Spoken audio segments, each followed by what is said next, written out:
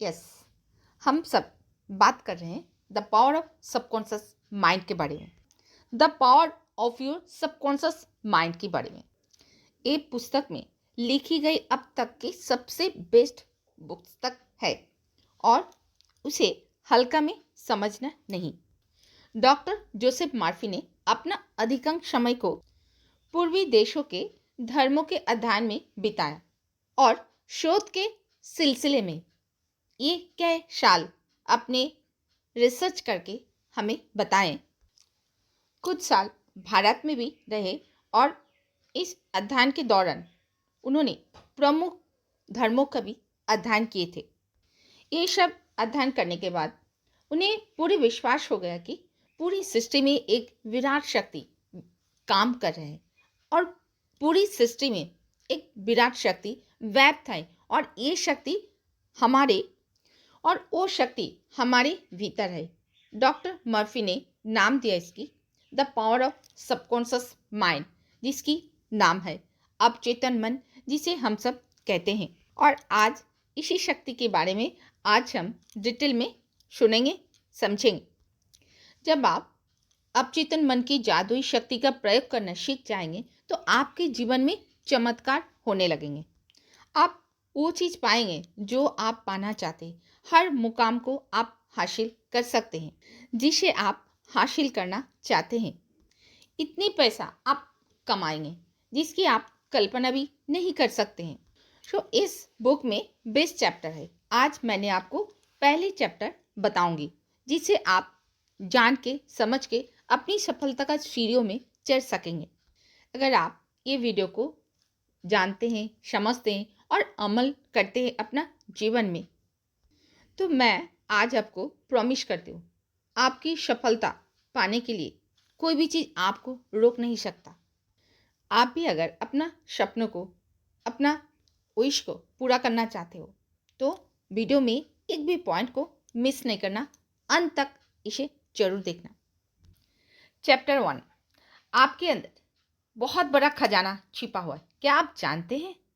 आप जैसा देखो, एक चुंबक क्या होता है? लोहा में जब चुंबक हम सब लगा देते हैं तो 12 गुना वजन वो लोहा उठा सकता है अगर उस लोहा में आप चुंबक लगा देते हो। अगर उस लोहा से चुंबक को निकाल दे तो एक भी टिंका वो उठा नहीं सकता। यस, इसी तरह दुनिया में दो तरह के लोग होते हैं। एक चुंबकीय ताकत रखने वाले जिनमें विश्वास और आस्था कूट कूट कर भरी हुई है और वो जानते हैं वो जीतेंगे और सफल होंगे। और दूसरे जो लोग हैं ना, जिनमें चुंबकीय तत्व नहीं होती है और जो हमेशा डरे हुए रहते हैं, भयभीत रहते हैं, उन्हें हर बात में संदेह होता है और इस प्रकार के लोग जिंदगी में आगे नहीं बढ़ पाते। आप भी चुंबकीय व्यक्ति बन सकते हो, बशर्ते आप इतिहास के सबसे बड़े रहस्य अवचेतन मन की शक्ति को समझ ले और उस शक्ति को प्रयोग कर ले और उस शक्ति को अमल करने लगे। अब हम समझेंगे कि ये अवचेतन मन है क्या। आपका मस्तिष्क दरअसल दोनों की विशेषता अलग अलग है। मस्तिष्क एक है बट दोनों की उसमें पार्ट है, विशेषता है, वो अलग अलग है। दोनों भागों को एक रेखा अलग करती है और दोनों के कार्य बुनियादी रूप से एक दूसरे से अलग होते हैं और प्रत्येक विभाग को अलग अलग शक्तियां और गुण मिले हैं। एक चेतन मन, दूसरा अवचेतन मन। जो सतह पर दिखाई देती है, यानी जैसे आप दिखाई देते हो, वो चेतन मन। और जो आपके अंदर का मन, जो आपके अंदर है, जो दिखाई नहीं देता है, वो अवचेतन मन है। चेतन मन और अवचेतन मन एक दूसरे से कैसे कनेक्टेड है, ये एक स्टोरी से मैं समझाती हूँ। एक बार महान ओपेरा गायक एनरिको कैरोसी अपनी करियर की शुरुआत में मंच पर जाने से घबरा रहे थे। एक बार महान ओपेरा गायक एनरिको कैरूसो अपनी करियर को शुरुआत में मंच पर जाने से घबरा रहे थे। डर के मारे में उनका मांसपेशी, गले की जो मांसपेशी है वो ऐंठ गई। उनका चेहरा पसीने से तरबतर हो गया। वो शर्म और घबराहट के में जैसा शर्म और घबराहट में मंच के पीछे चले गए और कुछ ही पल बाद उन्हें हजारों लोगों के सामने आए और उन्हें परफॉर्म करना था। लेकिन पब्लिक को देखकर उन पर डर की भावना हावी हो गई। उन्होंने कांपते हुए कहा, मैं नहीं गा सकता, सब लोग मुझ पर हंसेंगे। और वो अपने ड्रेसिंग रूम में फिर से चले गए। वहां जाकर उन्होंने अचानक से चिल्लाए, भाग जाओ डर, भाग जाओ। दोबारा मंच पर आए और सीना तान कर खड़े हुए। फिर उन्होंने ऐसे गाया कि सुनने वालों की दिल जीत लिया। इस स्टोरी से हमने क्या सीखा? जब आपका चेतन मन डर, चिंता और तनाव से भर जाता है तो आपके अवचेतन मन में भी नकारात्मक भाव प्रभावित होने लगता है आपकी अवचेतन मन में। और यही नकारात्मक भाव चेतन मन में दहशत, आशंका और इसके साथ निराशा भी भर देते हैं। जब कभी आपके साथ ऐसा हो तो आप एनरिक करूसो की तरह आप भी अपने आप को अपनी चेतन मन के नकारात्मक विचारों के समक्ष पूरे साहस और विश्वास के साथ डट कर खड़े हो और अपने मन में कहे, मैं पूर्ण नियंत्रण में हूं, मैं ये काम आसानी से कर सकती हूँ। ये बहुत आसान है। और जब आप चेतन मन को इस तरह आदेश देंगे तो आपका चेतन मन शांति और सद्भाव से भर जाएगा और आपके अंदर जोश, उत्साह और शक्ति आ जाएगी। और आपको ऐसे आपको परिणाम मिलेंगे जो अपने सोचे भी नहीं होंगे। मान लीजिए कि आपका मस्तिष्क एक बहुत बड़ी बगीचा है और आप उस बगीचे के मालिक हैं। अब आपके बगीचे में कौन सी फसल उगेगी? ऑब्वियसली आपके बगीचे में वही फसल उगेगी जिसके बीज आप उसमें बोएंगे।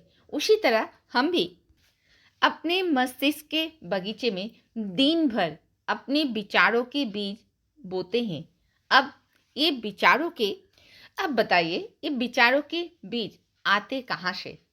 ये उत्पन्न होते हैं हमारी आदतों से। अगर आप कांटे बोते हैं तो क्या आपको अंगूर मिलेंगे? अगर आप कांटे बोते हैं तो कटीली झड़ियाँ बोएंगे तो क्या अंजीर की फसल मिलेगी? कटीली झड़ियाँ बोएंगे तो क्या अंजीर की फसल मिलेगी आपको? कंटीली झाड़ियाँ बोएंगे तो क्या आपको अंजीरी फसल मिलेगी? विचारों की बुराई आप अपने मस्तिष्क में करते हैं, वैसे ही परिणाम आपको मिलते हैं। विचारों की बुराई आप अपने मस्तिष्क में करते हैं, वैसे ही परिणाम आपको मिलते हैं। अब सवाल ये है कि आपको चेतन मस्तिष्क में ही अच्छे विचार क्यों सोचते हैं? क्योंकि देखो, अब चेतन मन सही गलत में फर्क नहीं कर सकता है, तो बस चेतन मन द्वारा सोचे गए विचारों की अस्तित्व देने का काम करता है, चाहे वह सही हो या गलत हो। ये बहुत ही इम्पोर्टेंट लाइन है। अगर एक बार में समझना है, अगर नहीं आई तो इसे ना आप दोबारा सुन लेना। एज फॉर एग्जाम्पल, कोई अगर इंसान है जो किसी पर बहुत ज़्यादा गुस्सा है और उसका गुस्सा इस तरह का बढ़ गया कि वह उसका खून करना चाहता है और बार बार बोलता रहता है, मैं उसको मार डालूंगा, उसका खून कर दूंगा। बार बार इसी तरह बातें बोलने की वजह से ये सारी बातें उस इंसान की अवचेतन मन पर अंकित हो जाएगी और अलादीन के चिराग से उत्पन्न हुए जिन की तरह उसका अपचेतन मन खोले बोलेगा, जो हुकुम मेरे आका। और अलादीन के चिराग से उत्पन्न हुई जिन की तरह, और अलादीन के चिराग से उत्पन्न हुए जीन की तरह उसका अपचेतन मन बोलेगा, जो हुकुम मेरे आका। और वो ऐसी परिस्थितियां उत्पन्न कर देगा कि वो इंसान एक दिन सचमुच खून कर देगा। अब देखो, किसी का खून करना या तो बहुत बुरी बात है, तो अपचेतन मन में उसे ये सब करने से रोका। बात है, अपचेतन मन ने उसे ये सब करने से रोका क्यों नहीं? क्योंकि अपचेतन मन सही और गलत में फर्क नहीं कर सकता। ये तो बस चेतन मन, देखो, ये सिर्फ चेतन मन द्वारा सोचे गए विचारों की अस्तित्व देने का काम करता है, चाहे वो विचार सही हो या गलत हो। दूसरी एग्जाम्पल, अगर कोई स्टूडेंट एग्जाम में टॉप करना चाहता है और बार बार बोलता है, मैं टॉप करूंगा, मैं टॉप करूंगा, मैं टॉप करूंगा, बार बार बोलकर इस विचार को अपने चेतन मन में, मैं टॉप करूंगा, बार बार बोलकर इस विचार, मैं टॉप करूंगा, मैं टॉप करूंगा, मैं टॉप करूंगा, ऐसे बार बार बोल के अपचेतन मन में अंकित कर देता है, तो फिर से आपका अपचेतन मन कहेगा, जो हुकुम मेरे आका। और वो ऐसी परिस्थितियां उत्पन्न कर देगा, आपको इतनी मेहनत करने पर विवश कर देगा कि वो स्टूडेंट एग्जाम पे टॉप कर लेगा। ये अपचेतन मन हर उस चीज को हकीकत में ला सकता है जो आप हासिल करना चाहते हैं।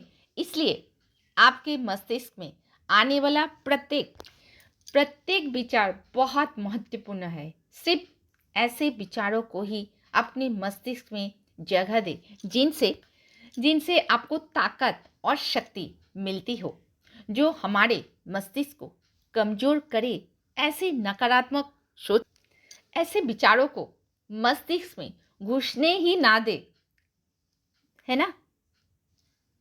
सो फ्रेंड्स, ये प्रथम अध्याय अंतिम हुआ, ये प्रथम अध्याय की अंत हुआ, और फिर मैं मिलूंगी नेक्स्ट अध्याय में, नेक्स्ट डे फिर से मिलूंगी। Thank you friends. आपको अगर ये कंटेंट वैल्यूएबल लग रही है, आप इस वीडियो को बार बार देखें और अपना मस्तिष्क में जो अपचेतन मन है, वो अपचेतन मन को जागृत करे। ऐसी छोटी छोटी प्रैक्टिस करके, छोटी छोटी संकल्प लेके आप इम्प्लीमेंट करें। 100% आपको रिजल्ट मिलेगी, और मुझे भी ये रिजल्ट मिल रही है। Thank you friends. अच्छे रहे, सुंदर रहे, स्वस्थ रहे। Happy new year.